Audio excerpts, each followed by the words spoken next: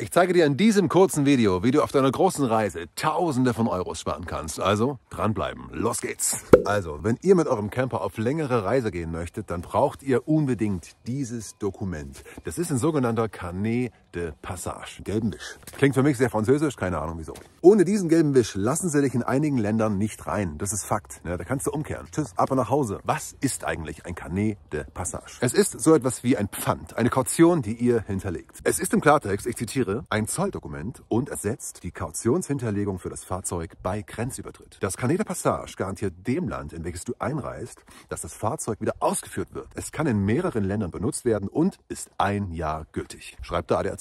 Und ja, Entwarnung, wenn du zurück in Deutschland bist, mit deinem Fahrzeug natürlich, dann bekommst du diese Kaution zurück. Bis auf die Gebühr. Allerdings, und jetzt kommt's, erstmal ist die Kohle weg, ja? Und zwar für eine lange Zeit. Und es reißt ein tiefes Loch in deine Reisekasse. Oder sehe ich das falsch? Und es kommt noch schlimmer. Viele sagen nun, auch hier auf YouTube übrigens, du musst dir dieses Ding beim ADAC holen. Beim ADAC in Deutschland zahlst du für dieses Dokument astronomische Preise. Außerdem müsst ihr da neuerdings für euren Camper ein Gutachten machen lassen und den Wert eures Fahrzeugs angeben. Kostet auch Geld. Die Kaution, die ihr dann an den ADAC zahlt, ergibt sich aus dem Wert eures Fahrzeugs. Soweit so unklar, oder? Angenommen, du möchtest nach Indien fahren oder in den Iran und dein Fahrzeug ist zwischen 7.500 und 15.000 Euro wert. Dann musst du beim ADAC 10.000 Euro hinterlegen. Ist dein Fahrzeug 15.000 Euro wert, dann sind es 15.000 Euro Kaution. Das geht noch weiter.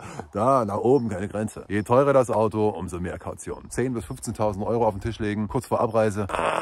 Wenn du Kohle hast wie heute, ist es egal, aber ich bin nicht Größus, ja, und mir ist es alles viel zu teuer. Und jetzt kommt die Lösung des Ganzen. Ihr könnt euch diesen Carnet de Passage in jedem europäischen Land ausstellen lassen. Tada! Fast jedes Land hat sowas wie eine ADAC oder sowas ähnliches und dort gibt's das dann. Ungarn, Slowenien, Schweiz, Tschechien, Spanien, alles dabei, ja, überall möglich. Und jetzt kommt's. Fakt ist, es ist überall günstiger als in Deutschland. Ich habe mich nun für Tschechien entschieden, der ADAC heißt dort Autotourist. Ich habe mich außerdem ein wenig in Facebook-Gruppen und Foren umgehört und die Erfahrungen waren eigentlich durchweg positiv, was den ADAC, also Autotourist in Tschechien angeht. Jetzt kommt der nächste Hammer. Ich brauche dort, also bei Autotourist in Tschechien, kein Gutachten machen lassen. Egal was für ein Auto du hast, egal was es wert ist, du zahlst nicht mehr als 3.000 Euro Kaution. Und im Vergleich zum ADAC, wo ich 10.000, 15.000 und mehr bezahlen muss, also nach oben fast keine Grenze ist, das ist schon ein signifikanter Unterschied, würde ich sagen. So, wie läuft das jetzt? Ihr geht einfach auf die Webseite von Autotourist. Den Link dazu, den gibt es auch hier in der Beschreibung des Videos. Könnt ihr aber auch einfach Autotourist, Carnet de Passage, Tschechien eingeben bei Google und da kommt dann auch der Link. Einfach draufklicken. Alles ist auf Englisch. Ihr beantragt das Ding und es dauert dann ungefähr 2 bis 3 Wochen, je nachdem, wie viel die gerade zu tun haben. Und dann habt ihr das Ding. Also macht es rechtzeitig. Der Betrag wird in Kronen überwiesen. Haben schon viele Leute vor uns gemacht. Außerdem ist Tschechien gleich nebenan. Keine Sorge. Ich habe es gemacht. So, was braucht ihr noch? Ihr braucht natürlich eure Visa. Das Visum für Indien zum Beispiel kann eine Weile dauern. Macht es rechtzeitig. Die Inder, das sind Chaoten. Nicht nur im eigenen Land, sondern auch hier. Die machen Fehler und dann musst du alles doppelt machen und so. Ein Freund von mir, der mitreist, den haben sie einfach das falsche Datum eingetragen. Jetzt muss er nochmal hin, das nochmal machen lassen.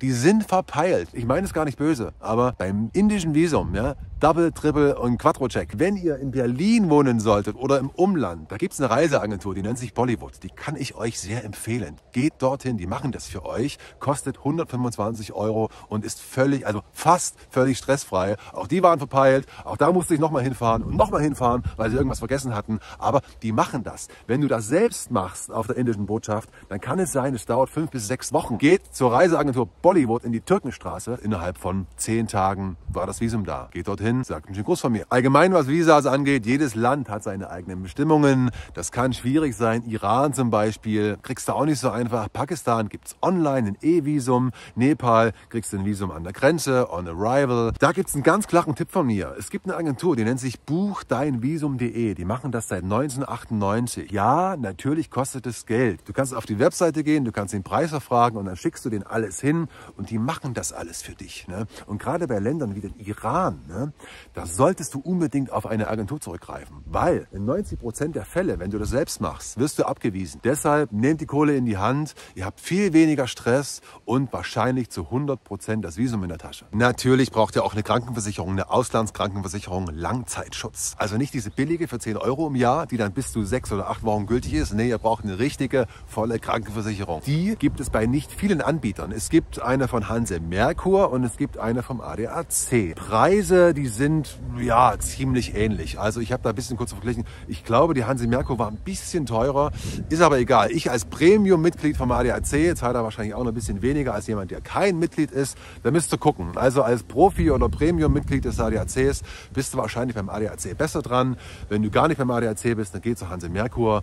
Die haben ungefähr die gleichen Preise. Ne? Es sind im Schnitt 60 Euro. Ne? Der Basisschutz kostet ungefähr 60 Euro im Monat. 1 Jahr, 2, 3 bis zu 5 Jahre. Ne? Die kannst du monatlich abschließen und die ist verlängerbar. Also wenn du dich irgendwann unterwegs entscheiden solltest, ich reise doch noch ein bisschen mehr durch die Weltgeschichte rum, dann kannst du das einfach online von überall in der Welt verlängern. Last but not least, Achtung, wenn ihr mit einem süßen Freund wie ich hier unterwegs seid, ihr braucht einen internationalen Hundepass, der muss zumindest in Englisch sein. Und er braucht die Impfungen, ne? Das ist Tollwut. Internationaler Pass, Titernachweis und Tollwutimpfung. Ja, Autoversicherung, natürlich. Nehmt eure grüne Karte mit. Die ist gar nicht mehr grün heutzutage, sondern weiß, ist aber egal. Nehmt eine grüne Karte mit. Grüne Karte geht, glaube ich, bis Türkei. Ab der Türkei, also ab Iran, ist da Schluss damit. Und es versichert ja auch fast keine Versicherung in Deutschland. Das heißt, an der Grenze zum Land gibt es Versicherungen zu kaufen. Du schließt dann bei Grenzübertritt eine Versicherung ab. Diese Versicherungspolice nimmst du mit und wenn du zurück in Deutschland bist, dann gibst du diese Police, ja, diese Rechnung sozusagen, deiner Versicherung und die zahlen dir dann das Geld zurück. Zumindest ist es bei meiner Versicherung so. Außerdem, ganz wichtig, ich habe hier Vollkasko drauf. Wenn ich dann diesen Versicherungsraum verlasse, ja, und meine Versicherung nicht mehr zählt, dann zahle ich ja sinnlos eine Vollkasko-Versicherung über Monate. Das heißt, ich lasse mich in der Zeit, wo ich im Ausland bin, runterstufen auf Haftpflicht. Auch da spare ich Geld.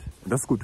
Eins habe ich vergessen, habe ich mir extra noch geholt, weil sie gesagt haben, das brauchst du bestimmt. Ein internationaler Führerschein, den kannst du dir beantragen. Irgendwie wird es hier handgeschrieben alles und gültig bis 2026. Angeblich verlangen manche Länder einen internationalen Führerschein. Kann ich mir zwar nicht vorstellen, ich bin gespannt, wer das sein soll. Auch hier das Motto, lieber haben statt brauchen. Es gibt auch noch was anderes und zwar einen internationalen Zulassungsschein. Schau mal, das Ganze sieht dann so aus. Internationaler Zulassungsschein. Ich meine, klar, in Wirklichkeit ist das auch so ein A5-Format. Ne? Allerdings, ich habe mir gedacht, ein internationaler Zulassungsschein, der komplett, das Deckblatt komplett in Deutsch ist, das kann gar nicht ernst gemeint sein. International Zulassungswisch brauchst du da nicht. Also da lasse ich es tatsächlich drauf ankommen und da bestimmt gefotoshoppt und so und einfach in A4 beschissen ausgedruckt und da quatsche ich mich dann einfach durch. Das ist er. Hier steht doch mein Name drauf. So, ich glaube, das war's. Mehr fällt mir nicht ein. Noch eine letzte Sache und zwar macht von allen euren Dokumenten, macht Kopien. Ja, mehrere.